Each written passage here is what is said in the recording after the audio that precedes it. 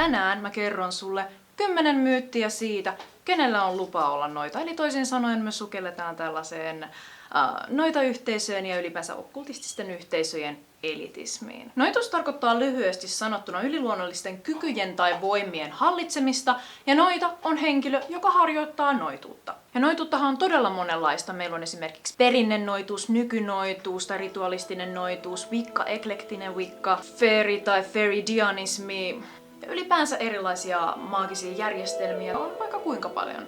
Mutta jos ihan rehellisiä ollaan, niin monetkaan näistä yhteisöistä ei ole mitenkään sieltä lämpimimmästä päästä. Jokaisella tuntuu olevan vähän sellainen omanlaisensa mielipide siitä, että kuka voi olla noita tai kenellä on oikeus harjoittaa magiaa. Monesti sellaista ilmiöä on nähtävissä, että vain ja ainoastaan se yhden ihmisen oma juttu on se, mitä kaikkien pitäisi noudattaa.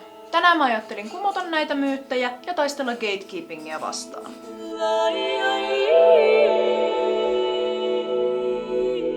No, ei kyllä oikeastaan. Noitushan on aina ollut sellainen luokka, sukupuoli, ammatti ja asemarajat ylittävä asia. Se on myös ylittänyt erilaiset dogmat. Sä voit olla noita silloinkin, kun sä olet mies, ja joissain kulttuureissa se on ollut jopa yleisempää. Suomen varhaisissa noita-oikeudenkäynneissä se oli about jopa semmonen 75%, joka noista tuomituista oli muuten miehiä. Termi noita on paljolti sukupuolineutraali, mutta erilaiset tarinat on saanut aikaiseksi sen, että moni assosioi sanan noita nimenomaan naiseen. Tästä johtuen jotkut miespuoliset noidat kutsuu itseään nimellä warlock, mutta sekään ei oikeastaan ole varsinaisesti oikeaoppista, ja se on alun perin tarkoittanut itse asiassa valanrikkojaa, ja se voi olla joillekin jopa hyvin loukkaava termi. Warlock lakkasi tarkoittamasta valapalttoa jossain tuossa 1300-luvulla, ja siitä 200-300 vuotta eteenpäin se tarkoitti enemmänkin tällaista pirun kanssa diilaavaa henkilöä. Miesnoita se alkoi merkitä vasta jossain 1500-1600-luvun paikkeilla. Sitten joskus etenkin ehkä enemmän okkultisissa piireissä niin huomaa sellaista tavallaan sanatonta naisen alempiarvoisuutta. Nää tyypit, jotka kuuluu vitun väestä. Kannattaa myös muistaa se, että tämmönen pahan naispuolisen noidan konsepti on ollut osana sellaista systeemiä, jossa noituutta on käytetty nimenomaan naisten hiljentämiseen ja pelolla kontrolloimiseen. Joten todellakin sä voit olla noita myös, jos sä olet mies. Ei vitsi, hei, se oli siis vaan ihan semmonen Instagram-noita. Identiteettinoita. Siis eli jos sä postaat kauniita kuvia Instagramiin, sä et voi harjoittaa magiaa.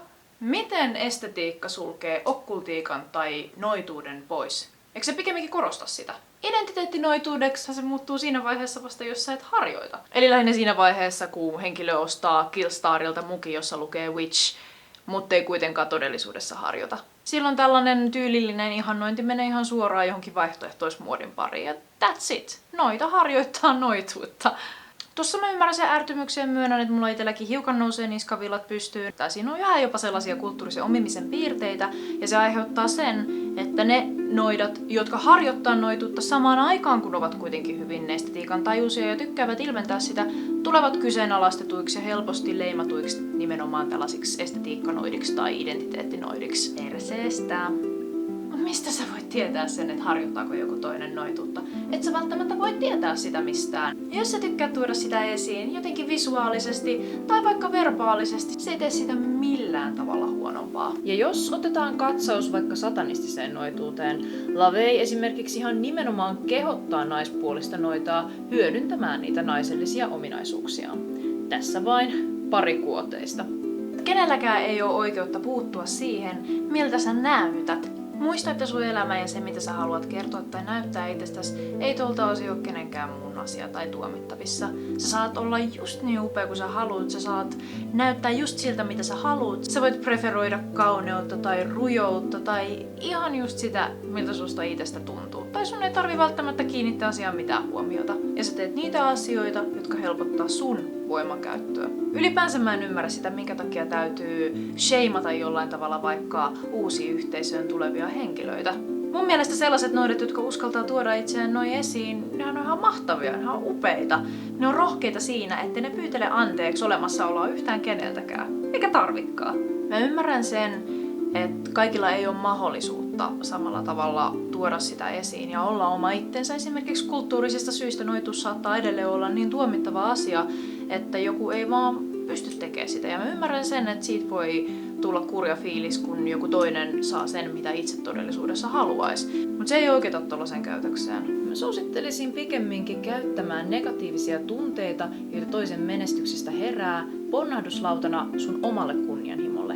Käytä se kyräilyenergia itsekehitykseen ja ota siitä itsellesi benchmark, johon sä tähtäät. Ja mä haluan myöskin korostaa, että sun magiassa ei missään nimessä tarvitse päätyä mihinkään sosiaaliseen mediaan. Oli se sun sosiaalisuutesi niin kuin minkä tasosta tahansa, niin kaikki tällainen harjoittaminen on aina kuitenkin todella henkilökohtainen asia. Ja sen takia esimerkiksi se, että kuinka paljon mä paljastan vaikka itsestäni ja omista asioistani näillä videoilla, se on täysin mun oma asiani. Mä paljastan sen, mikä musta itsestä tuntuu milloinkin hyvältä ja that's it.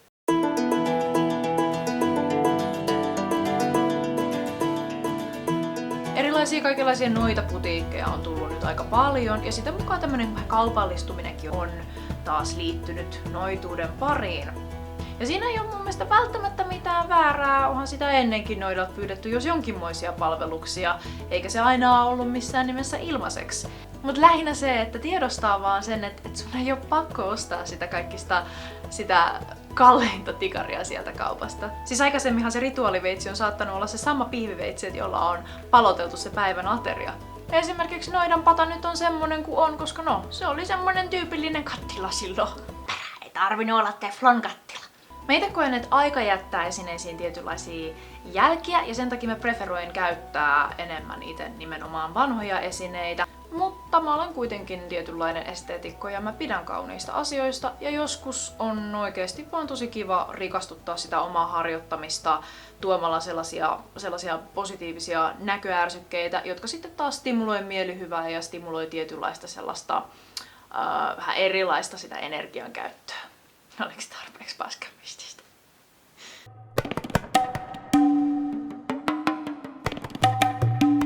Vähän tulee sellainen olo, että porukka on ehkä kattonut liikaa leffoja. Että sen tavalla pitäisi olla jonkun näköinen mystinen kaapudude, joka mumisee mahdollisimman epäselvästi ja eleettömästi just jotain. Että hölkötin, kölkötin, pillerin, pöllerin, köskös, Sellainen liki naurettava odotus, että sun pitäisi olla semmonen vähän niin kuin kummisetämäinen hahmo, että joka mumisee siellä silleen. Toinen semmoinen tietynlainen odotus on, että pukeutumisen tulisi olla mahdollisimman semmoista luonnonläheistä ja vähän semmoista hippihenkistä. Niin kuin aikaisemmin todettu, niin se miltä sä näytät, niin sillä ei välttämättä ole mitään tekemistä sun harjoittamisen kanssa. Ja en sitä koskaan tiedä. Voihan se teidän toimiston hyvinkin bisneshenkisesti pukeutunut henkilö olla noita. Sinun tulee asetella materiaalisi henkisen tarpeesi mukaisesti veden elementin huomaan ja odottaa alkeemista reaktiota. Käpyrauhasesi fuusioituu sisäiseen jumaluuteesi ja todelliseen tahtoosi värähdellen eri frekvensseissä ja tämä filosofinen lapsi sisälläsi taltuttaa piikit limakalvoasi vasten. Translation! Laita yrtit veteen kiehumaan ja keskitä energiasi siihen, että sä paranet. Tämän jälkeen, kun tämä seos on valmis, nauti sinun teesi. Paskamystisyys on tosi in. Mitä enemmän erilaisia kielikuvia ja sivistyssanoja käyttää, sen truempi on. Not. Sitten yksi jännä, mihin törmää, on jotenkin sellainen olettamus, että huumori ei kuuluisi magian harjoittajan persoonaan. Joo, totta kai siinä vaiheessa, kun mä harjoitan mun craftiani, niin mä teen sen hyvinkin vakavasti ja kunnioittavasti. Mutta ei se tarkoita sitä, että magian harjoittajan pitäisi yleisesti olla jotenkin totaalisen kivikasvonen. Jälleen kerran, ihmisiä on tosi erilaisia, deal with it. Sanomattakin varmaan selvää, sä saat nauraa, sä saat heittää läppää, sä saat heittää tyhmääkin läppää. Se ei vähennä sun arvoa millään tavalla craftin harjoittajana. Noituutta ja sen harjoittamista on jouduttu todella valitettavan paljon salaamaan ja hyvin pitkällekin nykyhetkeä kohti. Ja tämä ihan siitä syystä, että noituudesta kertominen tai sen viestiminen, että sä olet noita, on johtanut sut tuomiolle. On myös sellaisia paikkoja maailmassa, jossa näin ei ole ollut ja sä oot voinut harjoittaa ja siellä se on hyvinkin hioutunutta noituusharjoittamista. salaisuus siis. Mä ymmärrän sen, että tietynlainen salailu tekee asioista hiukan jännempää. Ja se on myös osa syy siihen, minkä takia mä en oo tällä kanavalla kertonut mun omista henkilökohtaisemmista tai syvemmistä kokemuksista sen ihmeemmin. Ja tuskin koskaan tuun kaikkea kertomaankaan. Se on sen verran henkilökohtaista ja mä myös pidän siitä, että osa siitä on salassa. Mutta jokaisen se salassapidon aste on kuitenkin todella subjektiivinen ja se tarve siihen vaihtelee hyvin paljon. Osalla saattaa olla ehkä semmonen tarve olla jotenkin jotain erityistä tai jotenkin ainutlaatuista. Ja sitten se, että joku tulee ja sanoo, että hei, minä olen noita, niin yhtäkkiä teitä onkin siinä kaksi. Sä et olekaan se ainoa special snowflake. Mutta kun se valitettava fakta on se, että vaikka siitä ei puhuttaisi, niin se ei missään nimessä tarkoita sitä, etteikö sitä olisi. Niinhän se on ollut silloin noitavainojenkin aikaa. Ei se, että noidat on painunut kiven alle, ole tarkoittanut missään nimessä sitä, etteikö niitä olisi ollut olemassa. Ja vaikka mä ymmärrän sen, että jollekulle voi nousta pientä ahdistusta siitä, että joku tulee tällä tavalla ja alkaa yhtäkkiä tosta noin vaan puhuu craftin harjoittamisesta. Vaikkapa nyt jos mä tukkisin turpani tästä, niin se ei silti muutta sitä tosiasiaa, että mä harjoitan. Sitä paitsi sitä tietoahan on saatavissa muualtakin. Sen kun menet ja kirjoitat Googleen mitä tahansa aiheesta, menet kirjastoon, tietoa on, eikä se tieto jää saamatta vaan sen takia, että ihmiset ei puhu. Toisin sanoen, sinä saat puhua sinun harjoittamisestasi just niin paljon kuin susta itsestäsi hyvältä tuntuu. Ja jos ei tunnu hyvältä, niin ei ole pakko. Saa tehdä just niin salassakin kuin haluaa.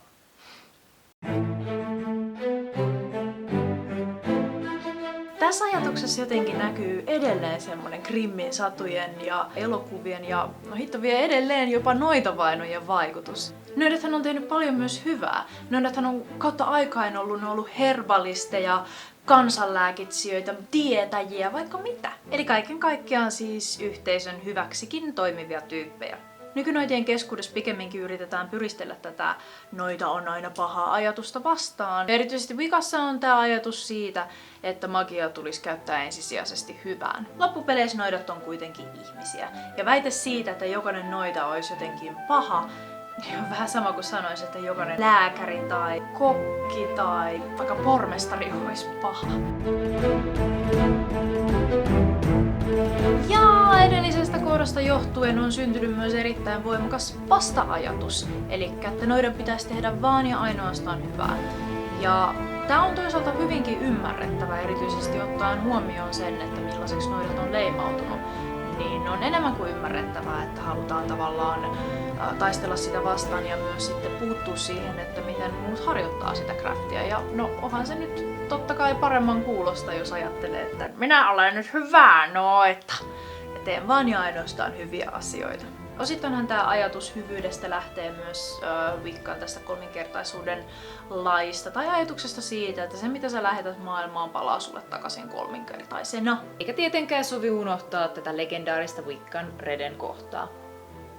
Lisäksi hyvinkin ymmärrettävästi jännitetään vähän sitä, että tämmönen mustasta magiasta jotenkin avoimemmin puhuminen toisi sellaisen pelon ilmapiirin takaisin. Ja noita vainot siinä mukana! No tästä johtuen sitten joskus törmää sellaiseen heittoon, että mustaa magiaa ei ole olemassa, tai jopa sellaiseen, että aito noita ei koskaan tee mitään pahaa, mikä on vähän sellaista snobimaista, koska eihän se hyvyys tai pahuus määrittele sitä, että harjoitatko sä noituutta millään tavalla. Sitä paitsi ainakin mun kokemus on se, että hyvä ja pahan raja voi olla todella häilyvä. Se on myös subjektiivinen ja kulttuurisidonnainen. Se, minkä joku toinen kokee suojelemiseksi, voi jollekulle toiselle tuntua hyökkäykseltä tai jopa kiroukselta. Ja sitten on vielä rakkausloitsut. Niistä kuulee puhuttavan oikeastaan vähän kummassakin kategoriassa, että jotkut kuvittelee, että ai rakkausloitsut tosi ihania, hienoja, hyviä. Rakkausloitsuthan on klassisin esimerkki noituudesta ikinä. Ja mun mielestä ne kuuluu nimenomaan mustaan magiaan, koska sähän taivuttelet jonkun tuntemaan jotain niinkin intensiivistä, tärkeää tunnetta vasten tahtoa. Totta kai joku voi tässä nyt nillittää siitä, että no mutta ei kun minä vähän vaan ohjailen universumia siihen suuntaan. Ihmisillä ylipäänsä tuntuu olevan tarve haluta nähdä itsensä ns. Hyvänä tyyppinä, mutta mun vähän kurja kokemus on, että ne, jotka kaikista eniten huutavat sitä tavallaan sellaista omaa hyvyyttään ja sankaruuttaan, niin ne on nimenomaan niitä tyyppejä, jotka myös satuttaa ja loukkaa toisia ihmisiä, ehkä tiedostamattaankin kaikkein eniten.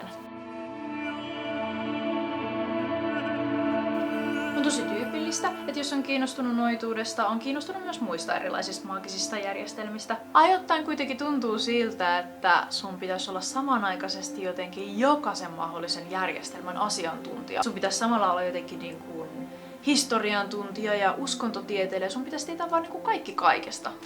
Onhan sitä toki niitäkin, että jotka on jossain osa-alueessa tosi hyviä heti kättelyssä, mutta yleensä kyllä jokainen systeemi vaatii enemmän tai vähemmän harjoittelua. Elää ressaa, kyllä sinä opit. Hienosti pärjäät. Tää on vaikea. Ja tämän takia mä osittain ymmärrän, että mistä se sellainen tuomitsevuus tulee. Noituus ei kuitenkaan missään nimessä ole vaan joku identiteetti. Noituus on ensisijaisesti käden ja mielen taitoa. Toisin sanoen se, että sä vaan päätät, että nyt mä oon noita, ei ihan vielä riitä, vaan sitten pitäisi ehkä harjoittaa sitä noituutta. Ja nimenomaan harjoittaa. Muista kuitenkin, että sä et oo mitään todistelua velkaa yhtään kenellekään. Jos joku tulee haukkuu sua joku identiteettinoidaksi ilman, että se tuntee sua millään tavalla, niin se on niiden oma murhe ja häpeä. Se kertoo huomattavasti enemmän siitä sanojasta ja sanojan omasta pahasta olosta ja peloista kuin susta. Sitä paitsi todennäköisesti sä oot tehnyt jotain näyttävää ja hienoa ja uskaltanut astua stageille tavalla tai toisella, koska tollanen kyräily pitää jollain tavalla jo ansaita. Älä anna muiden toimia itses validoijana. Sä tiedät, mihin sä pystyt ja mihin sä et pysty toisaalta myös. Sä tiedät, mitä asioita sun pitää kehittää. Suvaitse muiden harjoittajien harjoittaa niiden omalla tavalla. Koska jotenkin hirveintä, että mitä nykypäivän noidat voi tehdä, on se, että tavallaan palataan siihen noitavainojen luomaan salailun kulttuuriin. Ja sitten vielä niin kuin kaiken lisäksi toimitaan itse siinä inkvisiittorin roolissa. Eihän siinä ole mitään järkeä. Jos me toimitaan näin, niin eihän me olla yhtään parempia. Ei me olla yhtään parempia kuin ne, jotka poltti aikaisemmat noitasukupolvet. Ja se on sinänsä aika huvittavaa, koska sitten näissä ihan samoissa piireissä löytyy aika paljon sellaista valtauskontokriittisyyttä ja sitä, että inhotaan sitä, kun tuputetaan tai vaikka, että tuomitaan. Ja sitten kuitenkin samaan aikaan tuomitaan ihan itse. Just meidän pitäisi nimenomaan ymmärtää muita vähemmistöjä. Meidän pitäisi muistaa itse se, että miltä tuntuu olla vähemmistöä. Meidän pitäisi olla nimenomaan ne, jotka tukee ja auttaa toisiaan. Jos se nyt ei ole jo tältä videolta käynyt mulla tavoilla selväksi, niin kyllä, mä olen noita. Mä harjoitan noituutta. Mä harjoitan sitä vakavasti. Mä harjoitan sitä silloin, kun mä katson sen tarpeelliseksi. Samaan aikaan mä olen myös sosiaalisen median ammattilainen. Mä oon hyvinkin moderni ihminen. Nämä kaksi eri puolta ei sulje toisiaan pois. Ja mä haluan kannustaa sua löytämään just sen sun oman polkus. Se ei ehkä ole sama kuin mun polku. Mä saatan jopa vierastaa joitain asioita sun polussa. Mutta mä lupaan ja vannon, että ainakin mä tuun yrittää kunnioittaa sitä, mitä sä valitset. Tää on sun polku, sun craft. Ensi kertaa.